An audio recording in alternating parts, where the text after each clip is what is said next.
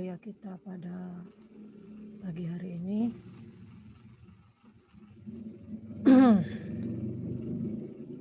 Assalamualaikum warahmatullahi wabarakatuh. Waalaikumsalam warahmatullahi wabarakatuh. Kita lanjutkan materi kemarin ya. Ntar Ibu ambil tabletnya. Hari ini kita masuk ke aplikasinya atau penerapan dari beberapa penerapan dalam bidang engineering dan juga klasifikasi dari masalah optimasi berdasarkan banyak aspek. Nanti kita lihat satu-satu. Ya, siapa tahu nanti bisa mengilhami kalau mau studi lanjut di bidang optimasi bisa dilihat beberapa aplikasi tersebut, gitu ya. Oke, Ibu. Slideshow kan. Semoga terlihat ya. Jadi bagian di sini yang mau kita buat adalah klasifikasi dari masalah optimasi dan juga teknik optimasi. Kemungkinan teknik optimasi ini nggak banyak yang bisa dibicarakan, bisa dilihat nanti di bukunya aja. Kita lihat yang pertama itu klasifikasi didasarkan atas eksistensi kendala. Ada kan ya screen-nya muncul ya PPT Ibu? Muncul, Bu. Muncul, Bu. Oke, sip. Oke, jadi kita lihat sebarang masalah optimasi itu bisa kita klasifikasikan ada kendala atau tidak punya kendala gitu. Jadi bergantung pada apakah kendala itu ada dalam suatu masalah. Nanti akan kita coba selesaikan di bab berikutnya masalah optimasi klasik itu yang diantaranya pertama yang berkendala dan tidak berkendala. Kemudian yang kedua adalah klasifikasi didasarkan atas kealamian dari variabel desain atau variabel keputusannya. Didasarkan atas kealamian variabel desain, masalah optimasi kita klasifikasikan menjadi dua kategori besar. Kategori yang pertama adalah untuk menentukan nilai pada set parameter desain yang membuat beberapa fungsi yang sudah ditentukan sebelumnya dari parameter tersebut menjadi minimum terhadap kendala tertentu. Misal kalau kita punya masalah mendesain beam prisma berbentuk prisma untuk bobot minimum di gambar berikut ini itu terhadap batasan defleksi maksimum. Jadi kita bisa nyatakan sebagai berikut. Misal ini ya beberapa contoh. Kalau kita mau menentukan X yaitu B dengan D dengan yang meminimumkan nih rho LBD. Kendala-kendalanya adalah ini. Ya, delta tip X kurang dari maksimum, B-nya harus lebih dari 0 dan D-nya juga harus lebih dari sama dengan 0. Rho itu adalah densitas atau kerapatan. Delta tip itu adalah defleksi tip pada beam, ya beam itu ini. Ya. Masalah tersebut kita bisa nyatakan sebagai parameter atau masalah optimasi statik. Ya. Kemudian kita punya kategori kedua dari suatu masalah yaitu kategori kedua yaitu tujuannya. Ya, jadi yang pertama tadi adalah kita mau menentukan nilainya, nilai pada set parameter. Yang kedua kita mau menentukan tujuan, objektifnya, yaitu mau menentukan set dari parameter desainnya. Jadi tujuannya sama nilainya. Jadi nilai dulu baru tujuannya. Yang dimana semua fungsinya kontinu. Kontinu berarti bernilai real. Ya, nanti akan kita temukan kondisi namanya integer. Ada fungsinya bernilai integer dan ada kontinu. Jadi berlaku pada keseluruhan interval bilangan. Dari beberapa parameter lainnya yang meminimumkan fungsi objektif terhadap set kendala. Jika dimensi berbentuk cross-sectional, di gambar B ini ada potongan seperti ini. Dari rektangular jadi beam yang berbentuk persegi panjang diperbolehkan untuk beragam sepanjang panjangnya seperti di gambar B, maka masalah optimasinya berubah menjadi BT-DT karena cross sectional tadi. Jadi bisa beragam, bisa BT, bisa DT. Jadi dia berubah menjadi variabel. Kamu lihat nanti bedanya tadi dengan yang sebelumnya tadi. Hanya B dan D saja karena kita cuma menginginkan nilai parameter untuk kendala tertentu. Tapi kalau kita mendesain parameter, set dari desain parameter desainnya, di mana diperbolehkan nilainya adalah continue, maka bentuknya menjadi seperti ini. Ya. Dan F jadi menentukan ini yang meminimumkan fungsi ini dengan kendala-kendalanya ada ini semuanya berbentuk fungsi jadinya. Dan ini adalah fungsi continue berarti kita selalu berhubungan dengan integral akan berupa daerah. Ya, ini BD DT kalau dia berubah mengecil membesar seperti apa. Oke, di sini variabel desain adalah fungsi ya. Jadi variabel desainnya adalah fungsi dengan parameter yang panjangnya T. Ya. Tipe masalah ini di mana setiap variabel desainnya adalah fungsi dari satu atau lebih parameter dinyatakan sebagai trajektori atau masalah optimasi yang dinamis. Jadi nanti variabel desainnya berupa trajektori. Trajektori itu gambar juga, plot, graf, tapi karena berdimensi lebih dari satu atau lebih parameternya. Ya, kalau yang tadi kita punya yang statik. Oke, itu tadi berdasarkan kealamian dari fungsi objektif. Kita lihat juga yang ketiga yaitu berdasarkan struktur fisik masalahnya. Bergantung pada struktur fisik masalah optimasi itu kita klasifikasikan bisa masalah kontrol optimal, bisa masalah kontrol tapi non optimal. Ini masalah kontrol optimal, OC, adalah masalah pemrograman matematis yang melibatkan sejumlah tahapan, di mana setiap tahap dari tahapan berikutnya di mana setiap tahap itu berevolusi dari tahapan sebelumnya dengan cara yang tertentu. Ada dua tipe variabel, ada variabel kontrol atau desain dan ada variabel state. Jadi selalu ada variabel kontrol, ada variabel state atau variabel desain. Rasanya kalau kuliah kontrol nantinya ada kan kita kuliah kontrol, teori kontrol lah, pasti selalu berhubungan dengan dua tipe variabel seperti ini, variabel kontrol dan variabel state-nya.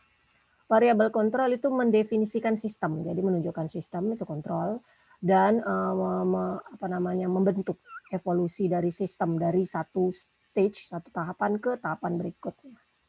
Kemudian untuk variabel state itu menunjukkan perilaku atau status, karena state status di sistem. Jadi ada variabel di sistem yang mengatur evolusi sistem dan ada variabel state yang mempelajari perilaku atau status dari sistem. Masalahnya adalah untuk menentukan set dari variabel kontrol atau desain. Sedemikian sehingga fungsi objektif totalnya yang dinamakan dengan indeks performance, indeks performa yaitu PI, ya indeks performanya pada semua tahapan itu diminimumkan terhadap set kendala pada variabel kontrol dan state-nya. OC, optimal control itu bisa dinyatakan dalam bentuk, ini ada apa literaturnya, ini kita mau menentukan Fix, Xy, jadi fungsi dalam dua variabel, Fx, ini X, lihat bool, berarti terdiri dari vektor-vektor, X1 sampai Xn, terhadap kendalanya ini, I plus I sama dengan I plus 1, Gj, kurang dari sama dengan NH, nih. Ya. XI itu adalah variabel kontrolnya, YI adalah variabel state-nya, dan FI adalah kontribusi ke tahapan I pada fungsi objektif total. GJ, HK, dan KI, ya. Kemudian GJ, HK, dan KI itu adalah fungsi ya, dari XJ, jadi GJ itu dari XJ, HK itu dari YK, dan KI dari XI dan YI. Ya. L itu banyaknya tahapan. Variabel kontrol dan variabel state dari XI dan YI itu bisa berubah vektor. Ini contohnya. Ada roket didesain untuk menjelajah dengan jarak 12 S ya, di arah vertikal naik ya. Jadi thrust dari roket bisa diubah hanya pada titik diskrit yang dialokasikan pada jarak 0 gitu ya, S, ini second ini ya. 2 second, 3 second, dan seterusnya. Jika maksimum thrust, jadi thrust maksimumnya bisa dikembangkan di titik I yang berupa nilai arah positif atau arah negatif, itu dibatasi pada nilai Fi, kita diminta formulasikan mau meminimumkan waktu total dari penjelajahan menurut asumsi. Ada beberapa asumsi bahwa roketnya bergerak itu berlawanan dengan gaya gravitasi. Karena gaya gravitasi ke bawah, dia bergerak ke atas gitu kan. Kemudian massa dari roket berkurang dalam proporsi jarak yang dilewati. Resistansi udaranya proporsional pada kecepatan roket. Ya. Jadi seperti ini. Jadi ini titik kontrolnya 1, 2, 3 dan seterusnya. Ini jaraknya. Jadi dimulai dari 0 ini 1 second, 2 second dan seterusnya. Ini titik kontrol di lintasan roket. Jadi solusinya misalnya titik atau titik kontrolnya pada lintasan di mana thrust dari roket itu diubah, kita ubah dengan number bilangan sampai 13. Kita definisikan XI itu sebagai thrust-nya, VI velocity kecepatan, AI itu akselerasi atau percepatan, dan MI itu massa dari roket di titik I. Maka menurut hukum gerak kedua Newton, yaitu bahwa gaya bersih pada roket itu adalah massa kali percepatan.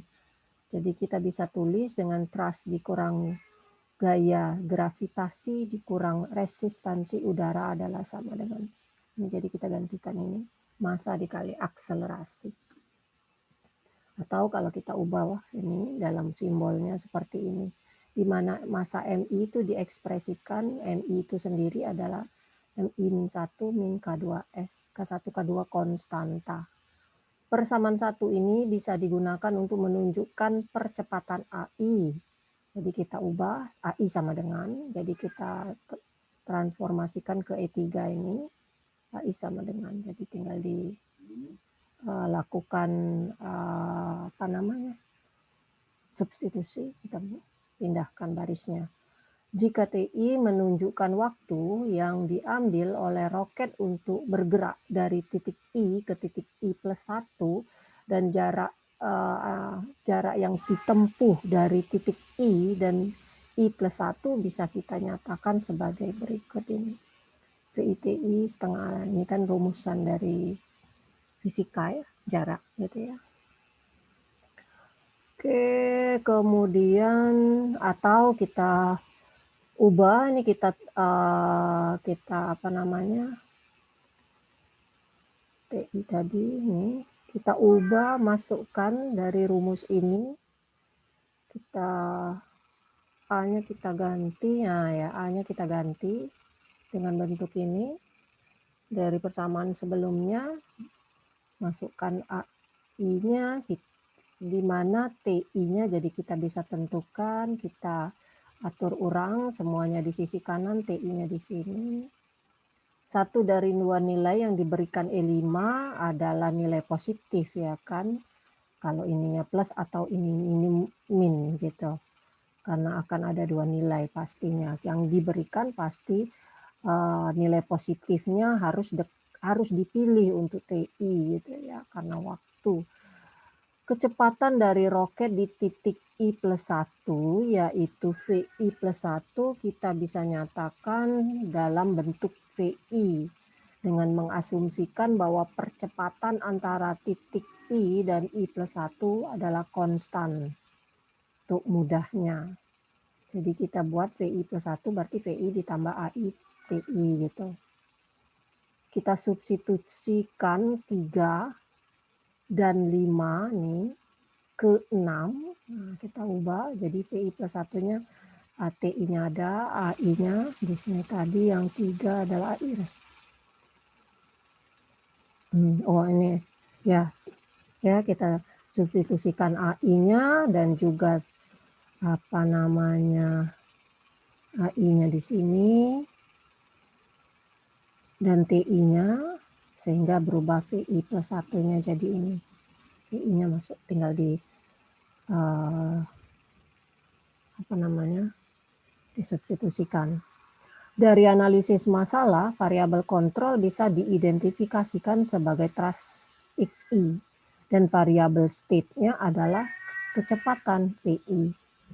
Karena roket dimulai di titik 1 dan berhenti di titik 13, maka V1 dengan V13 pasti sama, yaitu 0 karena berakhir. Ya. Jadi masalahnya bisa dinyatakan sebagai masalah optimal kontrol, yaitu mau meminimumkan vektor X ini yang berupa rumus ini tadi dari sampai 12 karena 13 dia sudah 0 dari mulainya 1 ya TI-nya yaitu ini terhadap ini tadi yang kendala-kendalanya tadi ada diinformasikan itu ya. Itu untuk yang optimal kontrolnya. Oke. Kita lihat lagi berikutnya, sekarang klasifikasi didasarkan atas kealamian dari persamaan yang terlibat. Jadi klasifikasi yang penting lainnya itu didasarkan pada kealamian ekspresi untuk fungsi objektif dan kendalanya. Jadi persamaan yang terlibat ya di fungsi objektif, ada di kendalanya. Menurut klasifikasi ini banyak. Ya, ini yang sudah beberapa yang dipelajari kita sebelumnya ya. Dan ada yang akan dipelajari berikutnya di semester-semester berikutnya. Ya, jadi berdasarkan kealamiaan dari persamaan yang terlibat. Jadi ada namanya masalah pemrograman linier, ada non-linier, ada geometrik, dan juga ada kuadratik. Klasifikasinya ini penting untuk dinilai dari sudut pandang komputasi. Karena banyak metode khusus sudah tersedia untuk mencari solusinya. Jadi di sini kita harus pandai atau mampu menginvestigasi kelas permasalahan yang ada. Ya. Kita lihat yang pertama adalah masalah pemrograman non-linier. Dalam sebarang fungsi, di antara fungsi objektif dan fungsi kendala di dalam persamaan 1.1 di pertemuan kita sebelumnya, kalau bentuknya non-linier, maka masalahnya disebut dengan masalah non-linier programming atau pemrograman non-linier. Ya.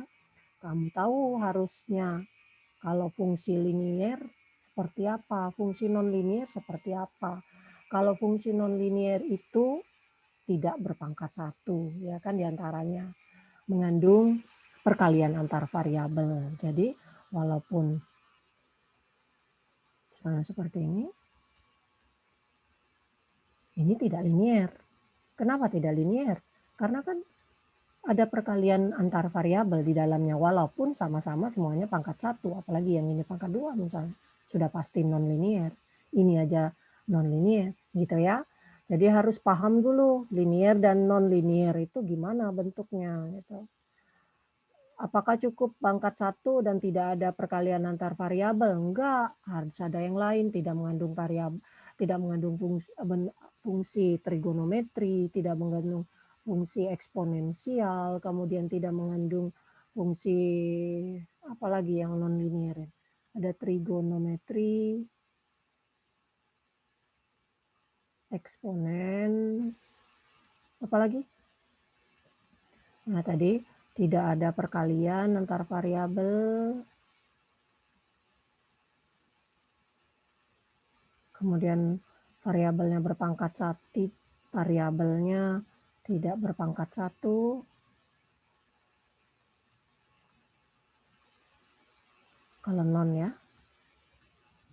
Jadi beberapa fungsi yang udah kita ketahui itu bisa kita dikatakan memiliki bentuk trigonometri. Jadi trigono, eksponen, ada lagi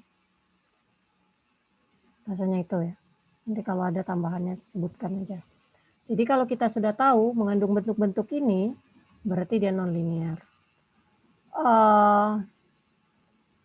Masalah kebanyakan dari masalah pemrograman matematis itu adalah berbentuk non-linear. Ya. Contoh, step cone pulley ini berbentuk cone, kerucut, itu didesain untuk mentransmit power setidaknya 0,75 HP. Speed kecepatan input shaftnya 350 rpm dan persyaratan speed outputnya adalah ini. Untuk jarak pusat tertentu dari A antara shaft input dan output. Tension ada tekanan di sisi type-nya dari belt itu harus lebih dari 2 kali pada sisi slack-nya. Ketebalan beltnya T, kemudian koefisien friction, gesekannya antara belt dan pulley itu mu, kemudian stress induce-nya yang dalam belt itu disebabkan oleh tekanan dari sisi type, yaitu sebesar S. Kita harus memformulasikan masalah menentukan lebar dan diameter dari step untuk dapat bobot yang minimum. Nah, ini bentuknya. Gak usah dibingungkan, lihat aja gambarnya, ini udah ada. Jadi namanya pulley step cone, jadi berbentuk cone, dan ini kerucut. Jadi solusinya kita tahu variabel desain kita ya D1, D2, D3, D4 dan W. Kita lihat gambarnya. Ini bakalan ini dan W-nya yang bakal kita cari. Ya. DI itu diameter dari step ke I dari pulley output dan W itu adalah lebarnya. Tadi kan ada minta untuk diameter dan lebar yang minimum. Fungsi objektifnya adalah bobot dari sistem pulley step cone. Nah, ini sudah pasti non-linear gitu kan. Rho W pi per 4 dan seterusnya. Ini tidak cukup sampai di sini aja karena ini kan ada rumusnya, jadi ditransformasikan kembali, tapi tetap berupa fungsi. Rho itu adalah densitas dari pulley dan DI itu dia DI aksen diameter dari step ke I pada input. Tuh. Untuk memiliki belt yang sama dengan type ya dikuat pada setiap pasangan step yang berlawanan, jadi panjang total dari belt itu harus diatur konstan. Artinya harus sama, C1 sama dengan C2, C1 sama C3, dan seterusnya. CI itu menunjukkan panjang belt yang diperlukan untuk mendapatkan kecepatan output NI. Ya, dan diberikan rumus.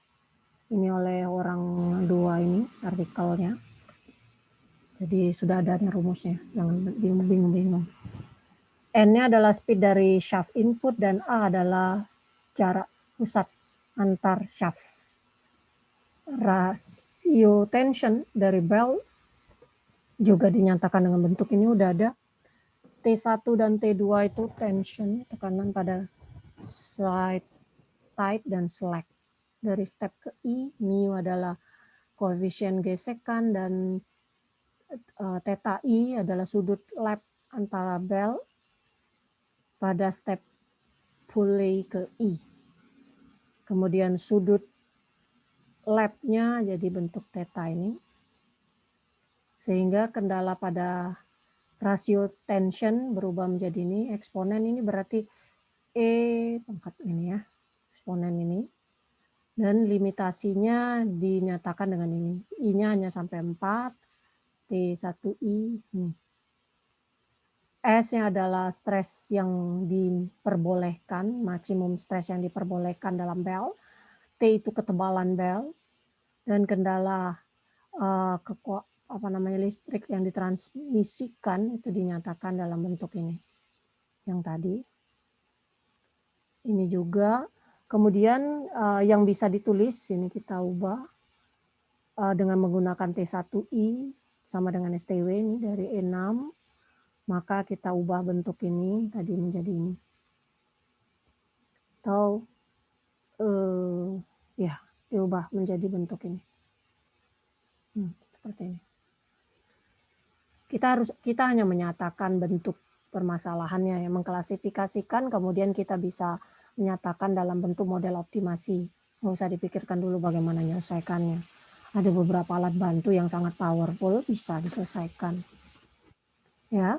Kemudian batas bawah pada variabel desain kita bisa anggap kita buat seperti ini karena tidak ada nilai variabel desain itu yang negatif ya. Jadi selalu lebih dari sama dengan 0. Karena fungsi objektif E1 dan kebanyakan dan rata-rata kendala E2 sampai E9 itu adalah non-linear dari fungsi dan variabel desain D1, D4 sampai D4W, maka masalah itu jadi masalah non-linear. Jadi kalau kamu lihat, dan kebanyakan dari E2 sampai E9, nih kita lihat kembali persamaan-persamaannya. Ya. Nih, dari fungsi objektifnya kita udah tahu ini pasti non-linear karena ada yang kuadrat.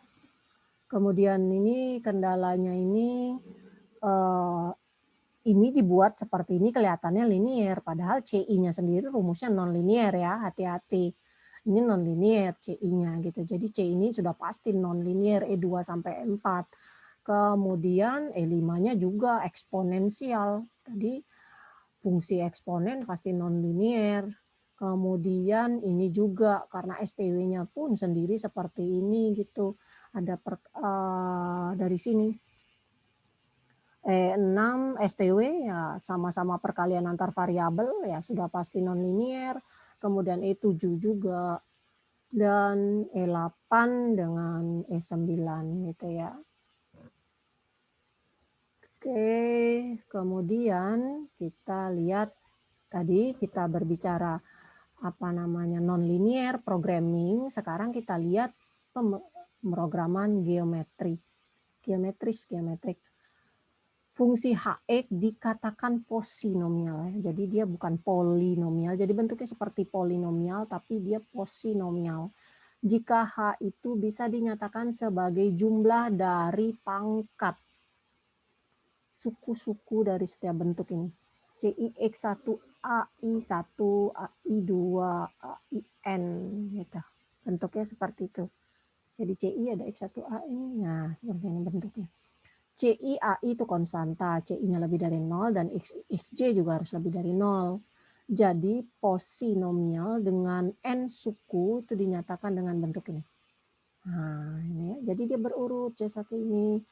Nah, kalau dia bentuk seperti ini, itu namanya pemrograman geometris, GMP. Adalah salah satu pemrograman di mana fungsi objektif dan kendalanya dinyatakan dalam bentuk posinomial dalam X. Jadi GMP dinyatakan dengan bentuk ini. CI, jadi sigma CI ada perkalian di sini. Ini kan sigma juga ya, sigma perkalian tadi. I-nya ini sigma perkalian, kalau yang ini kan sigma penjumlahan.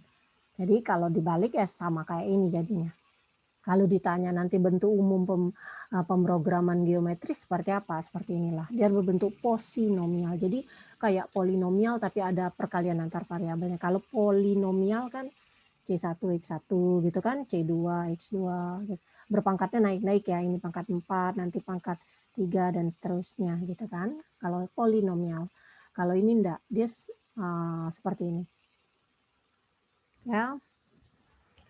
Terhadap kendalanya adalah GKX sigma ini juga gitu yang lebih dari 0 gitu.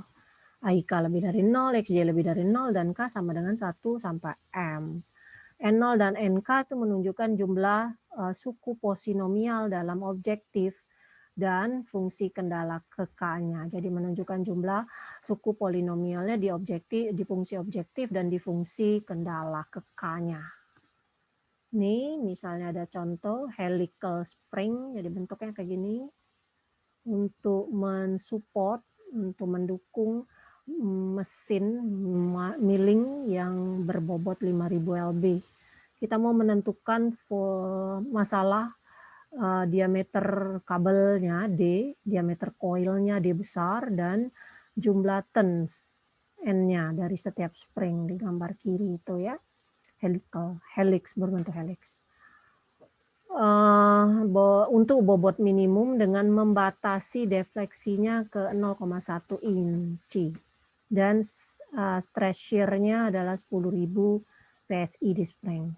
Tambahan, frekuensi vibrasi natural dari spring itu harus lebih besar dari 10 Hz. Jadi kekakuan dari spring, stiffness dari spring itu K, shear stress adalah tau, dan frekuensi kealamian dari vibrasi adalah Fn, rumusnya seperti ini, K, tau, dan Fn-nya. Oke, udah diberikan semua. G adalah modulus shear, dan F adalah load kompresif pada spring, W adalah bobot spring, Rho adalah densitas bobot dari spring, Ks adalah faktor koreksinya. Kita asumsikan bentuk ini, spring steel-nya, material, dan Rho-nya ini juga ada, faktornya ini ada. Sehingga desain faktornya tadi adalah menentukan D, yang kecil tadi, D besar dan N. Jadi kita mau menentukan nih, D ini, gitu ya, menentukan wire diameter, coil diameter, dan number of turn. Nah, ini sudah diberitahu. D, D, N. Dan fungsi objektifnya adalah F weight bobot ini. Kemudian kendala-kendalanya adalah defleksi, kurang dari 0,1, ini lebih dari shear stress-nya. Kemudian G2, natural frekuensi, sehingga G3-nya, ya G2-nya ini, sehingga dari sini bisa jadi G3, karena tanda persamaan tidak termasuk di lebih dari ini, ya dari E2 sampai 4, maka variabelnya juga kita batasi yang variabel desainnya cuma lebih dari. Kita tidak mau nilainya 0 gitu ya. Oke, nih bentuknya ini tadi.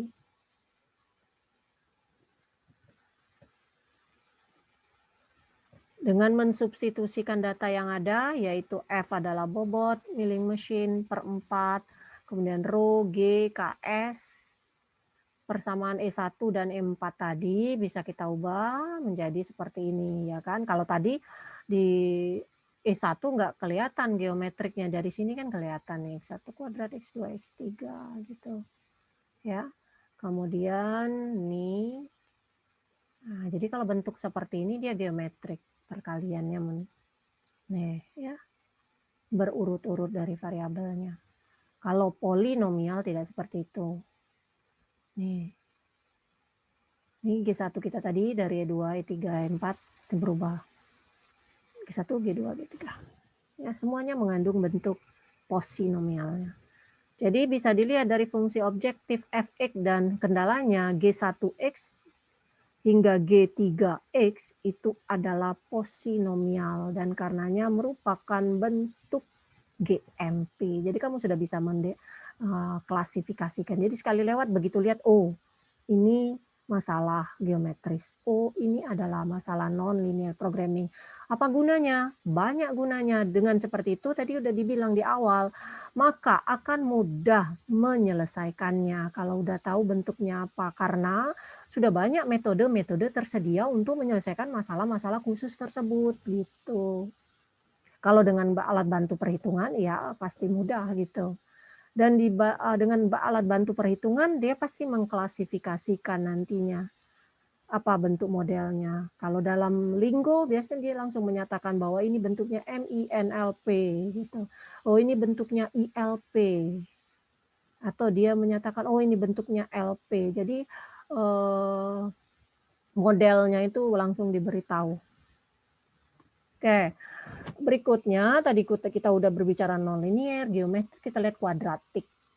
Masalah pemrograman kuadratik pasti nonlinier karena kuadrat gitu ya. Dengan fungsi objektifnya kuadratik dan kendalanya linier. Jadi yang kita lihat adalah fungsi objektif yang berbentuk kuadratik. Biasanya rumusnya seperti itu formulasinya biasanya ya. C plus ada sigma QI XI, ya, kemudian ada QI XJ, XI XJ, ada seperti ini yang berbentuk kuadratiknya. Jadi ada bentuk kuadratiknya seperti ini. Ya kalau ini kan tidak ini. Ini linier saja. Kita lihat ini IXI, XJ ini seperti biasa dan ini XI. Jadi ini semuanya konstanta. Jadi dibedakan saja kenapa tidak pakai AB biar tidak bingung dengan yang ini. QI, QI ini IJ, EBJ itu konstanta. Jadi berupa koefisien. Nih misalnya ada dua produk AB dengan menggunakan dua sumber yang terbatas. Jumlah sumber 1 dan 2 itu tersedia per hari sebanyak 1.000 dan 250. Produksi 1 unit dari produk A perlu 1 unit sumber 1 dan 0,2 unit dari sumber 2 dan produksi 1 unit dan seterusnya. Ini seperti dalam pemrograman linier ya. Jadi biaya unit untuk sumber 1 sudah ada ini hubungannya. Kemudian UI itu menunjukkan jumlah unit sumber I. Kemudian biaya penjualan per unit produk A dan B, PAPB dinotasikan seperti ini adalah diberikan seperti ini rumusnya. A dan B ditunjukkan sebagai jumlah produk A dan B yang dijual, yang terjual. Kita mau memformulasikan masalah memaksimumkan profit. Jadi kalau dalam perusahaan memproduksi sesuatu, pasti maksimisasi, yaitu maksimum profitnya, maksimum keuntungan. Dengan mengasumsikan bahwa perusahaan bisa menjual semua unit yang dihasilkan. Solusinya jadi kita tahu XA, XB tadi, produk A, produk B. Persamaan dari resource 1 per hari itu ini, resource 2 ini, dan kendala pada sumbernya berubah menjadi ini, kurang dari 1.000 tadi kan ada dibatasi, kemudian batas bawahnya lebih dari sama dengan 0, kedua-duanya, dan total cost untuk sumber 1 dan 2 per hari dikalikan dengan yang tadi, dan return per day-nya dari penjualan XA ditambah XB ini. Total profit atau profit total itu diberikan ada dengan total return, jadi dapatannya dikurang biaya. Itu profit untungnya. Karena fungsi objektif yang mau diminimumkan adalah negatif dari profit, ya kan? Karena profit tadi maksimum, sedangkan kita mau fungsi objektifnya minimum. Jadi kita kurangi gitu.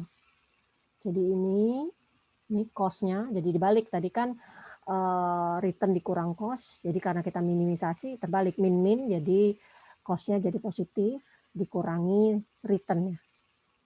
Ini.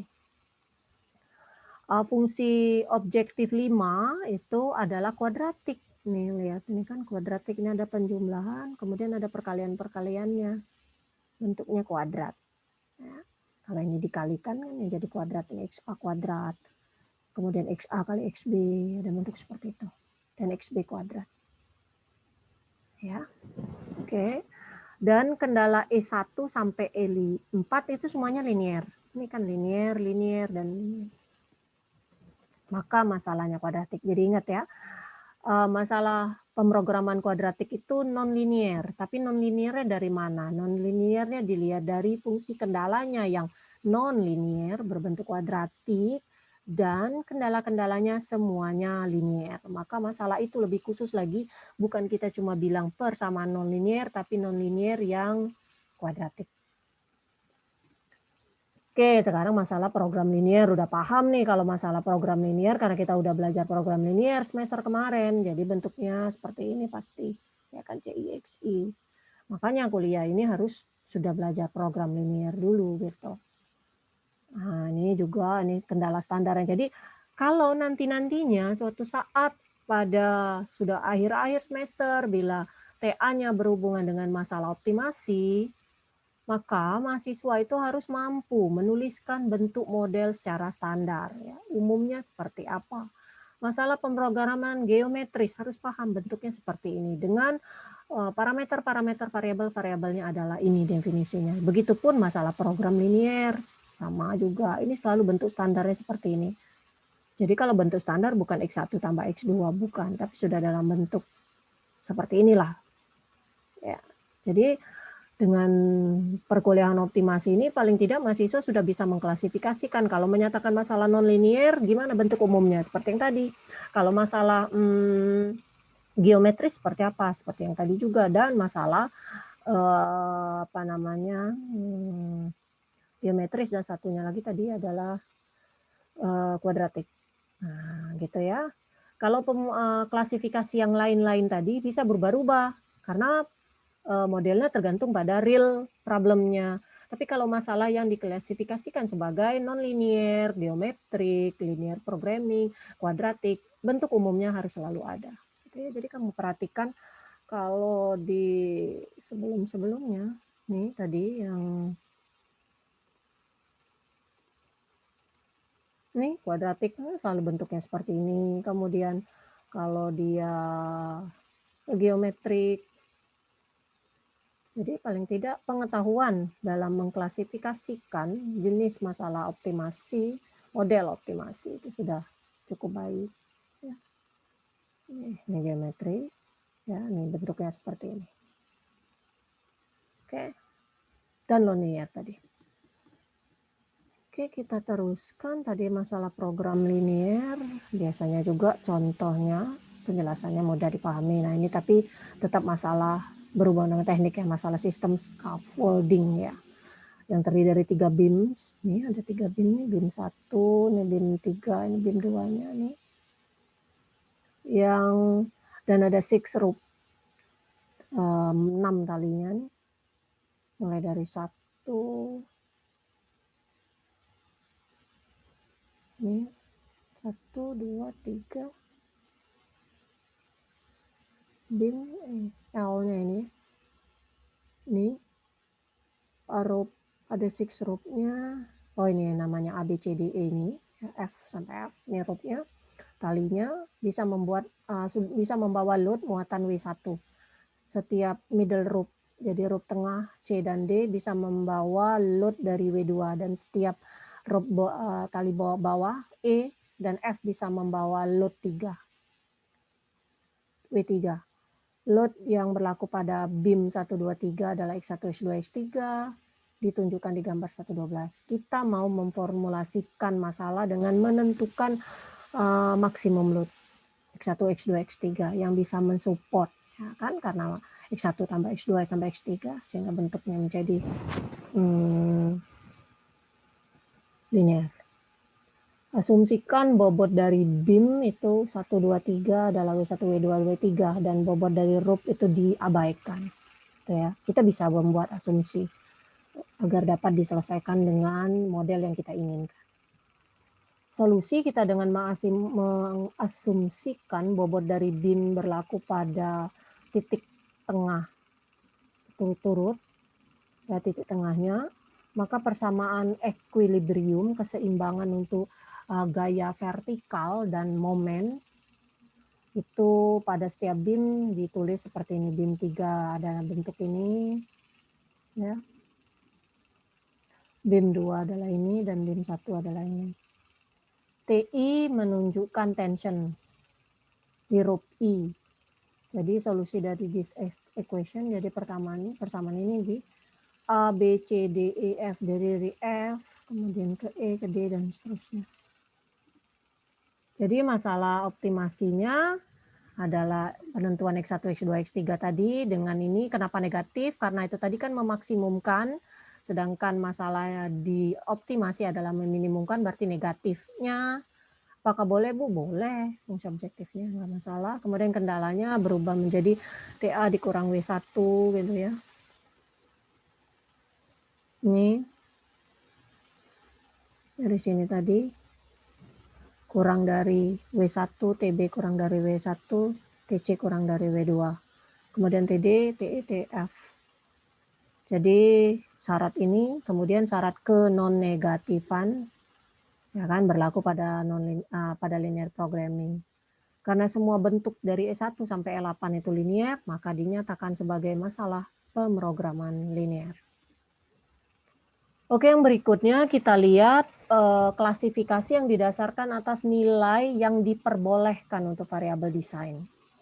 Nah, ini juga ada materi perkuliahannya nantinya. Kalau nilai yang diperbolehkan bisa bergantung pada masalah integer, jadi masalah pemrograman integer dan masalah pemrograman bernilai real. Ya.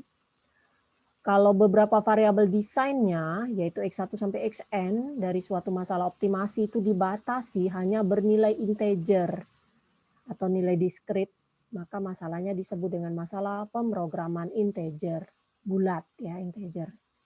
Dengan kata lain, kalau semua variabel desainnya bisa berupa nilai apa saja, asalkan real, maka masalah optimasinya disebut dengan masalah pemrograman bernilai real. Menurut definisi ini, masalah yang dipandang di 11 sampai 16 tadi, contoh sebelumnya itu semuanya masalah real ya kan. Nggak ada kan dibatasinnya bahwa bernilai integer, nggak ada elemennya harus bernilai n, bilangan natural, nggak ada.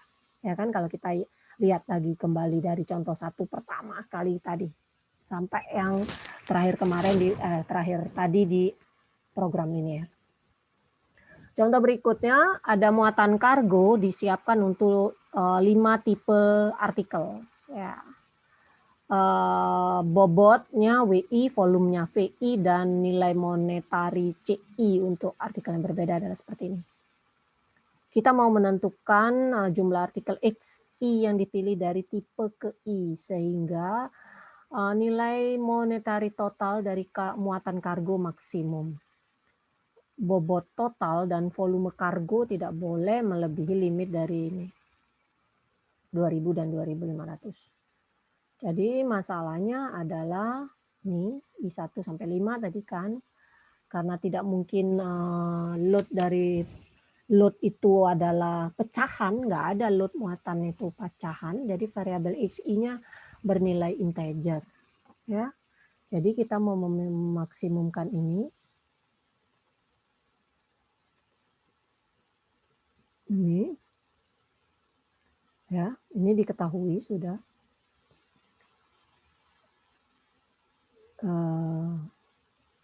Ini 56328 CI-nya. Ini kendalanya tadi di persamaan tadi 4x1 min 8x. Ini seterusnya. Nih kan batasan-batasannya. Ini XI-nya lebih dari sama dengan integral. Integral di sini maksudnya integer ya, bukan integral diintegralkan kan. Dalam bahasa Inggrisnya integral itu haruskan di integer. Jadi ini adalah masalah pemrograman integer. Jadi nanti kalau di kuliah IP, integer programming, semuanya pasti berhubungan dengan ini. Tapi IP-nya bisa mix, bisa pure. Mix artinya ada yang bernilai real, ada juga bernilai integer. Kalau pure semuanya harus integer, variabel keputusannya, atau variabel desainnya. Oke, kita lihat berikutnya. Sekarang klasifikasi dia dasarkan atas kealamiaan dari variabel deterministiknya. Kalau sudah berhubungan deterministik, Kalau di inventory itu pasti ada stokastiknya, ada deterministik, masalah deterministik. Jadi ada deterministik, ada stokastik. Bukan proses stokastik lain yang berbeda. Ini adalah masalah pemrograman stokastik dan masalah pemrograman deterministik. Ya. Masalah pemrograman stokastik adalah masalah optimasi di mana semua atau beberapa variabel desainnya atau juga parameter yang sudah diberikan sebelumnya itu probabilistik, bukan deterministik atau stokastik, tapi probabilistik. Ya, itu maka namanya bukan deterministik atau disebut juga dengan stokastik. Stokastik pasti nama lainnya probabilistik. Menurut definisi ini, masalah yang dipandang di 11 sampai 17 semua deterministik, tidak stokastik. Ya. Jadi sampai batas terakhir tadi, yaitu contoh untuk masalah integer programming, semuanya deterministik ditentukan. Sekarang kita minta misalnya memformulasikan masalah mendesain concrete beam yang di reinforce, yang di under reinforce, berbentuk rektangular segi 4 dengan biaya minimum yang bisa membawa bending moment M dengan probabilitas setidaknya. Biasanya sudah ada kata-kata kuncinya dengan probabilitas setidaknya 0,95.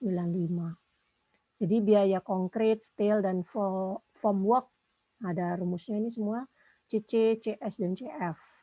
Kemudian moment bending M-nya adalah kuantitas probabilistik. Ya, dan beragam. Jadi kalau probabilistik itu kan bisa berubah-ubah gitu, tidak diketahui dengan pasti gitu. Tapi bisa beragam antara ini dan ini gitu, ya. Dengan probabilitas uniform yang seragam.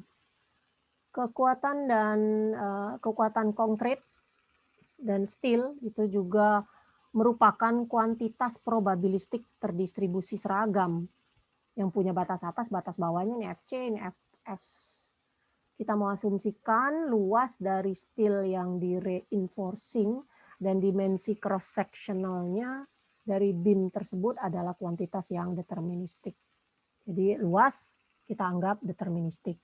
Dimensi cross sectionalnya juga deterministik. Nah, jadi solusinya jadi berat B dalam meter, depth itu meter juga, area dalam AS itu dalam square meter, meter persegi. Dipandang sebagai variabel desain dari X1 sampai X3, maka biayanya ini cost steel tambah cost ini adalah ini. Momen dari beam section yang ada nih MR. Ini cross sectional dari concrete beam ini ada D-nya dan ini B-nya. Ini luasnya. Jadi kendalanya dinyatakan seperti ini. Kemudian untuk menjamin beam-nya tetap under reinforce, ini ada penjelasannya Ibu, tidak ini apa maksudnya. Area dari atau luas dari steel baja itu dibatasi oleh luas steel balance yaitu ASB. Ini ASB-nya ini jadi tinggal gantikan masukkan ke sini. Kemudian variabel desain tidak akan mungkin negatif, maka lebih dari sama dengan 0 semua. M, FC, dan Fs adalah non-deterministik, ya. Maka masalahnya adalah stokastik. Tadi udah jelas-jelas diinformasikan M, ya, Fs ini, Fc, semuanya adalah masalah yang stokastik.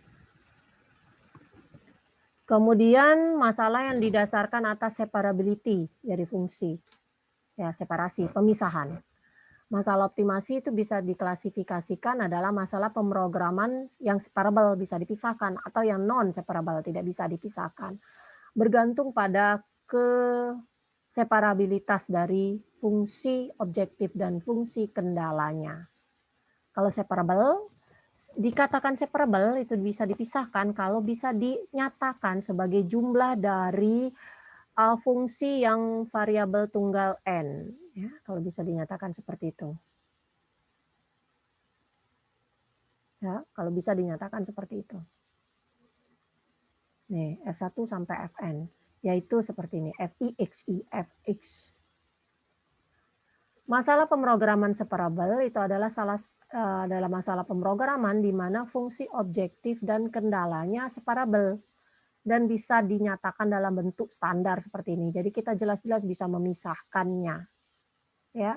Itu namanya di mana fungsi objektifnya, di mana kendalanya. Di mana variabelnya. Jadi bentuknya seperti ini. Nah, gini. Seperti umumnya masalah pemrograman, bentuk umum optimasi atau program linier misalnya seperti itu. Nah, ini masalah stok dari retail store yang menjual 3 model yang berbeda dari TV set. Toko tersebut tidak mampu memiliki inventory lebih dari 45.000 dalam satu waktu. Set TV-nya diorder dalam bentuk lot dalam biaya AJ dolar untuk toko di mana kapanpun lot dari model TVJ dipesan.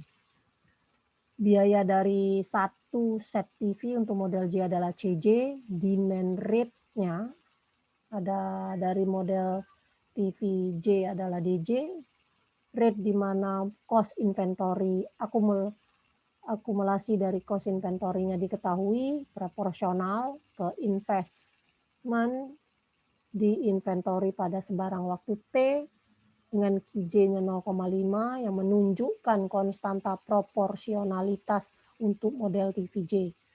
Setiap set TV itu memuat luas sebesar SJ nih, dan space untuk penyimpanan maksimumnya adalah ini. Datanya adalah ini. Ini ada model TV-nya 1, 2, 3, ini ordering cost, unit cost, dan demand rate ini agak sedikit berhubungan dengan inventory. Permasalahannya adalah mau memformulasikan masalah untuk meminimumkan biaya tahunan rata-rata dari pemesanan dan penyimpanan set TV. Gitu. Jadi kita lihat di sini demand rate-nya adalah DJ, kemudian di model J yang diorder berarti J-nya 1 sampai 3, jumlah waktu dari model TV J diperlukan untuk diorder adalah DJ per XJ.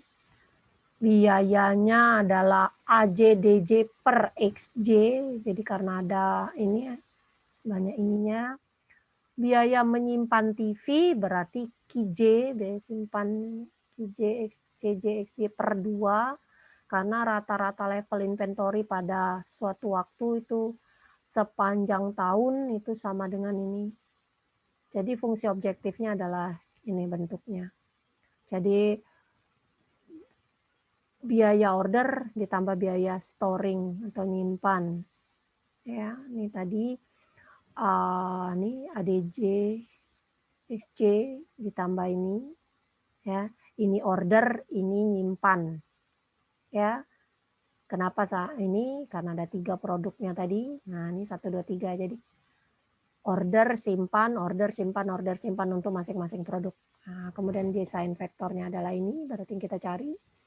Kendalanya adalah C1 ini 45.000 tadi dan 90 limitasi storage areanya. Karena tidak boleh negatif berarti lebih dari sama dengan 0. Ya. Dengan mensubstitusikan semua data yang diketahui, masalah optimasinya bisa dinyatakan seperti ini. Ini jadi berubah ini. Ini bisa berubah ini karena ada beberapa data yang sudah diketahui sehingga jadi konstanta. Kalau udah konstanta bisa kita tambahkan. Sehingga disederhanakan jadi bentuknya tinggal dalam variabel semua. Seperti ini. G1, G2 ini juga masukkan semua data. Yang ini adalah bentuk-bentuk umumnya. Nih. Ya. Bisa diobservasi bahwa masalah dari 6 sampai 11 ini adalah masalah separabel karena kita bisa pisah-pisahkan. Ya. Oke. Kemudian didasarkan atas jumlah fungsi objektif. Nah, kalau dia didasarkan atas jumlah fungsi objektif, bisa masalahnya adalah single objektif atau fungsi objektifnya tunggal, bisa yang multi objektif. Jadi fungsi objektifnya yang multi. Contoh 1 sampai 19 tadi adalah semuanya single, ya kan? Satu aja, cuma satu tujuannya mau meminimumkan apa. gitu ya. Tapi kalau di multi objektif, yang kita lihat di sini yang multi objektif saja, yaitu nih, banyak nih. Jadi mau minimumkan fungsi objektif 1 sampai ke FK. Ya, dengan batasannya ini. Ini contohnya juga, baca aja yang bagian sininya ya.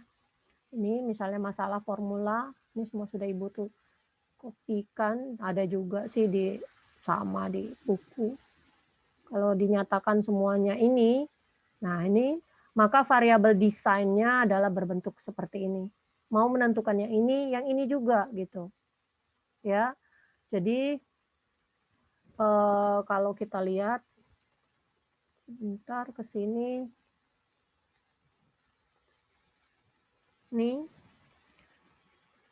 ada formulasikan masalah mendesain kolom untuk menghindari kegagalan karena compressionnya langsung dan buckling. Ya, asumsikan. Nah, di sini tujuannya adalah meminimumkan massa dari kolom untuk hemat, untuk alasan ekonomi. Dan yang kedua, kita mau memaksimumkan frekuensi natural dari vibrasi transfer dari sistem untuk menghindari resonansi karena masalah angin. Jadi ada dua tujuannya. Jelas di permasalahan real itu, kalau kita bisa lihat klasifikasinya, jelas betul apa yang mau dituju, meminimumkan apa, memaksimumkan apa. Tapi kalau dia mau meminimumkan sesuatu dan juga memaksimumkan sesuatu, maka masalahnya menjadi masalah fungsi objektif yang masalah pemrograman yang multi objektif. Sehingga dari sini bisa seperti ini. Ini kendala-kendalanya semua. Non-linear. Ada yang linear, ada non-linear, ini non-linear, dan ini linear. Nah. Oke, sampai sini kita udah tahu klasifikasi dari masalah optimasi.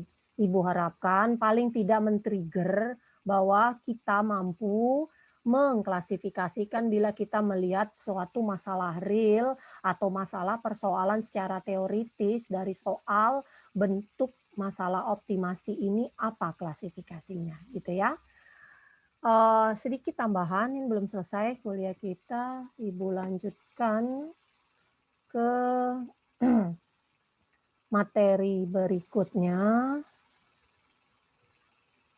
15 ini yang kedua. Oke.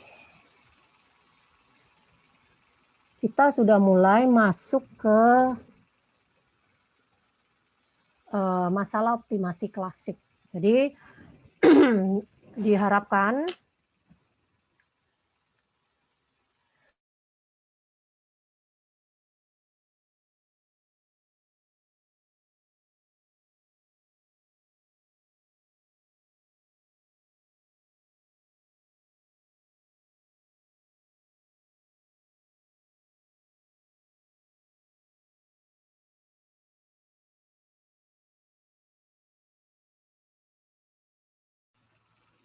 nah, diharapkan dengan sudah mempelajari bagian pertama atau chapter 1, kita udah paham.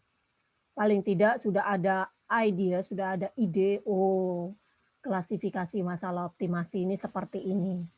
Bentuk umumnya seperti ini. Jadi bila kita menemui soal-soal atau masalah-masalah real yang tertarik, yang menjadi bidang minat kita untuk dikaji lebih lanjut, kita bisa mengklasifikasikan bahwa jenis masalah yang saya selesaikan adalah bentuknya ini. Gitu ya. Yang kedua, sekarang kita masuk ke bab 2 mengenai teknik optimasi klasik. Ya. Di sini metode optimasi klasik, kenapa namanya klasik? Karena sudah ada yang modern sekarang. Modern itu biasanya yang meta-heuristik, seperti GA, genetic algorithm, kemudian PSO, particle swarm, itu semuanya adalah metode optimasi tapi yang modern. Ya. Yang klasik ini berguna dalam menentukan nilai atau solusi optimal. Jadi kita selalu berbicara penentuan solusi optimal. dari fungsi yang kontinu dan diferensiabel. Jadi masalah klasik ini selalu dibatasi pada pencarian solusi optimal dari fungsi yang diferensiabel yang bisa dicari turunannya atau mudah dicari turunannya. Metode ini bisa analitis, yaitu dengan menggunakan teknik kalkulus diferensial pakai turunan, seperti dalam kita mencari nilai maksimum dan minimum di kalkulus 1 ya, gitu cara-caranya, cari turunan pertamanya gitu ya. Karena kita mau menentukan titik optimal berarti titik kritis gitu ya, berarti berhubungan dengan turunan pertamanya. Nanti kalau kita mau melihat kecekungannya berhubungan dengan turunan kedua dan seterusnya, gitu ya. Karena dalam beberapa masalah praktis melibatkan fungsi objektif yang biasanya tidak kontinu atau bahkan tidak diferensiabel, teknik optimasi klasik ini memiliki batasan yang skop yang terbatas untuk masalah praktis. Jadi jarang untuk masalah praktis itu maksudnya masalah real ya. Masalah-masalah real jarang gitu yang punya fungsi tujuan itu bisa diselesaikan secara diferensial kalkulus dengan menggunakan kalkulus saja jarang. Ada, tapi biasanya banyak asumsi yang berlaku di situ sehingga jadi masalahnya sederhana dan kita bisa selesaikan dengan turunan saja. Ya. Akan tetapi studi mengenai metode kalkulus dari dari optimasi itu membentuk dasar. Mengapa tetap harus dipelajari? Karena merupakan dasar untuk bisa mengembangkan teknik-teknik numeriknya, gitu loh.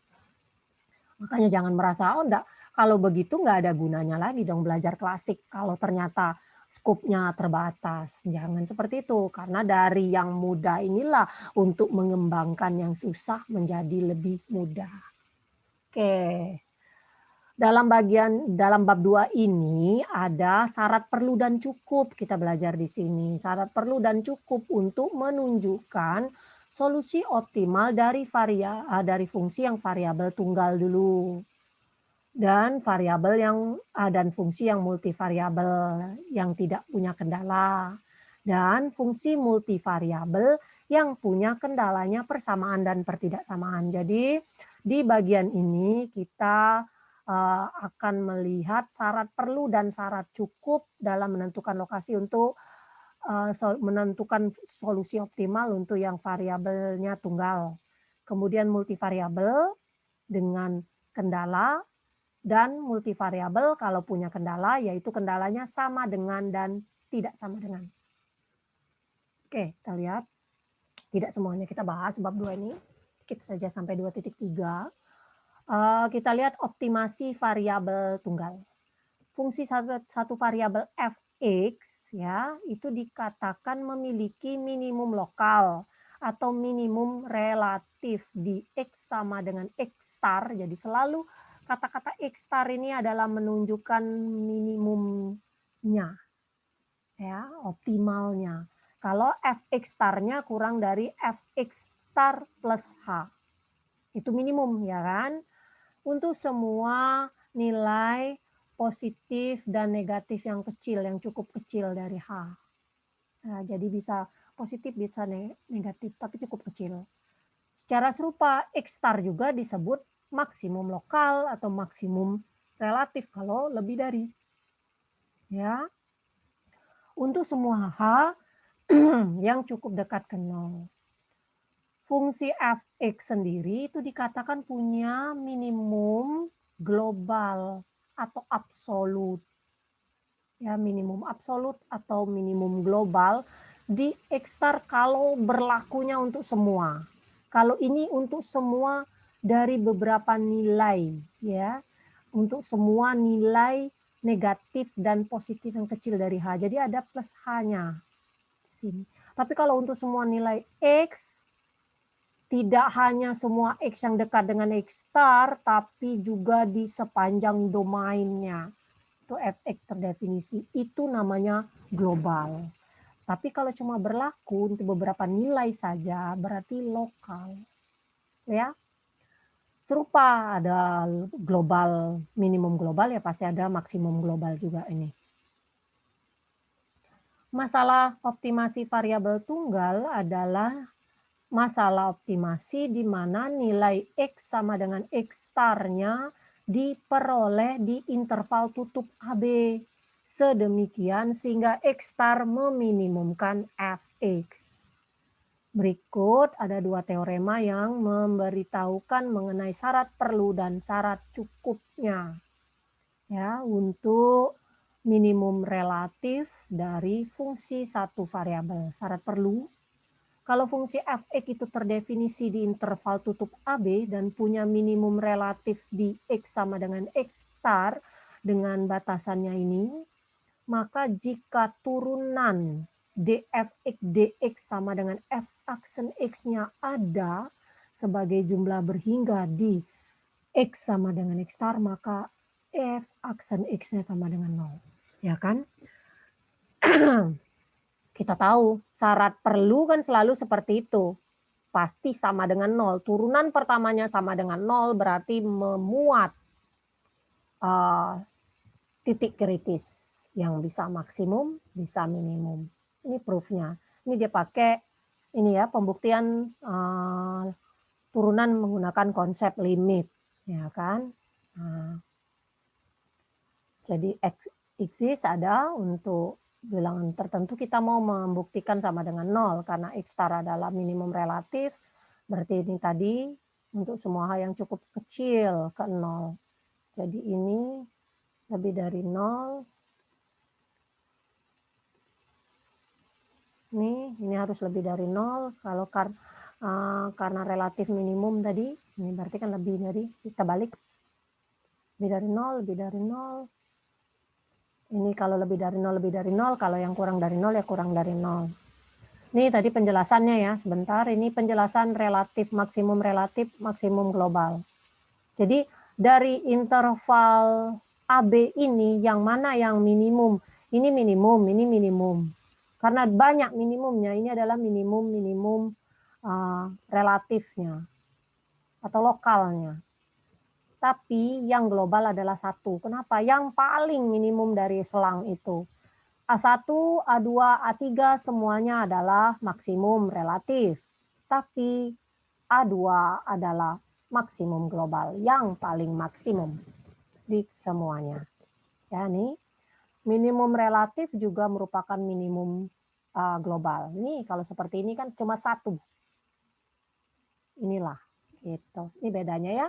Jadi kalau suruh menentukan yang mana minimum relatif, mana minimum global, kamu harus mampu, harus tahu secara grafis. Ini sering sekali ditanyakan ke mahasiswa kalau pas sidang sarjana ya.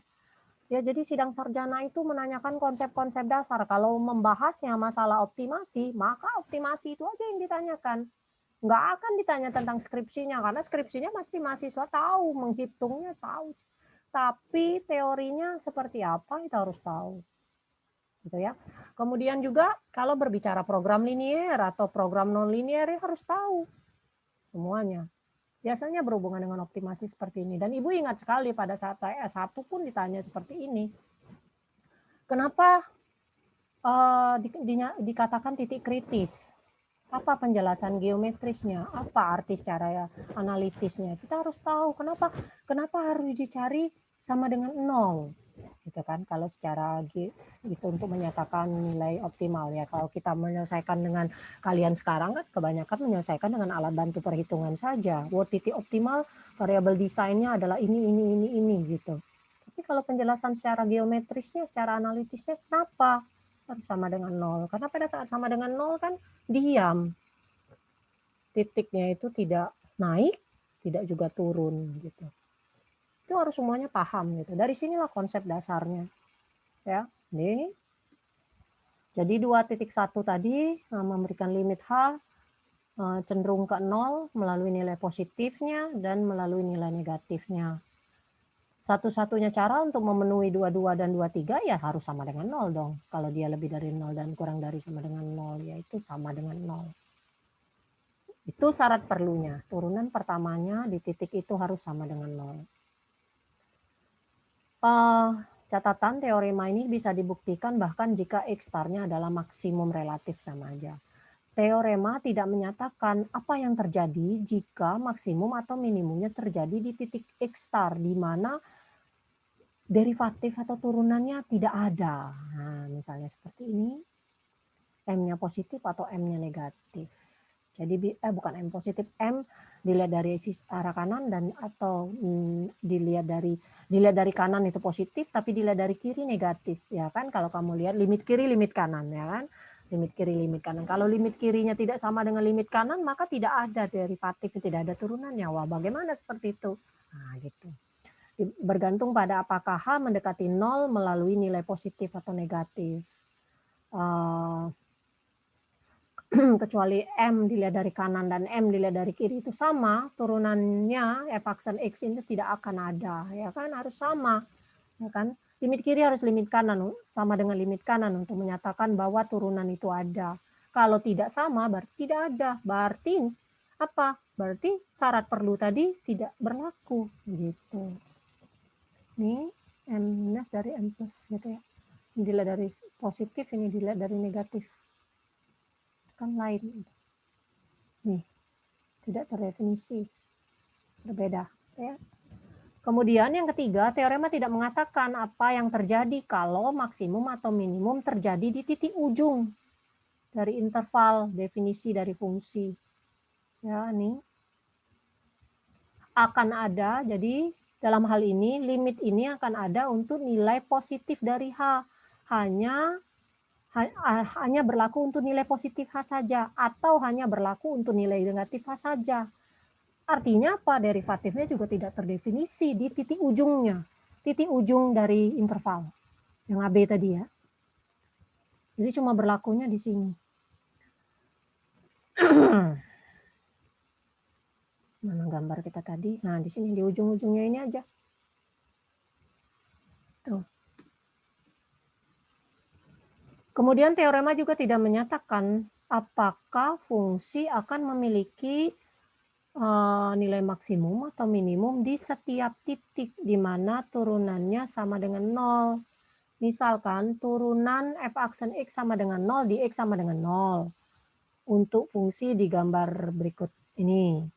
Akan tetapi titik ini tidak juga minimum atau bukan minimum atau tidak juga maksimum. Secara umum titik X star di mana f aksen X star sama dengan 0 itu kita sebut dengan stasioner, ya kan? Stasioner itu kan tidak maksimum atau tidak minimum di X sama dengan 0. Misalnya seperti ini. Ini titik stasioner. Jika fungsi f(x) memiliki turunan kontinu dari setiap urutan yang dipertanyakan, maka neighborhood dari X sama dengan X star, maka perlu syarat cukupnya. Jadi tidak hanya syarat perlunya saja untuk menyatakan nilai maksimum atau minimum satu fungsi. Jadi ini stationary atau titik infleksi. Nah, nih, syarat cukup. Misalkan f aksen X star sama dengan f double aksen dan seterusnya sampai ke turunan n-1 itu sama dengan 0, tetapi f sampai turunan ke n dari X star tidak sama dengan 0. Jadi fungsinya tidak sama dengan 0. Maka f X star itu akan memiliki nilai minimum kalau turunan ke n-nya lebih dari 0 dan n-nya genap. Dan akan memiliki nilai maksimum dari f(x) jika turunan ke n dari ini kurang dari 0 dan n-nya genap. Ya, jadi dia lebih dari dan genap itu minimum, kurang dari dan genap itu maksimum. Tapi kalau tidak kedua-duanya, kalau n-nya ganjil. Ya. Ini pakai teorema Taylor ya. Di kalkulus 2 ya. Ini kan, ini bentuk ini. Nih. Karena f aksen ini sama dengan 0, maka yang ini sama dengan 0 semua. F aksen ini 0, ini 0.